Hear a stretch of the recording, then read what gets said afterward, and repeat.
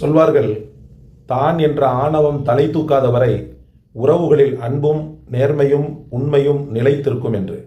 அந்த ஒரு அடிப்படையில் நாம் எந்த அளவுக்கு உறவுகளோடு ஐக்கியமாக இருக்கிறோமோ அந்த அளவுக்கு அவர்களும் நம்மீது சுவற்றில் அடிக்கப்பட்ட பந்தை போல எப்படி பந்து திரும்பவும் தன்னிடத்தில் வருகிறதோ அதே போல நமக்கு அவர்கள் அன்பை தருவார்கள். அதனால் நாம் என்ன செய்யக்கூடாது, உறவுகளில் பெரும் கசப்பையோ அல்லது மன வருத்தத்தையோ ஏற்படுத்தக்கூடிய காரியங்கள் வார்த்தைகளை பிரயோகிக்கக்கூடாது.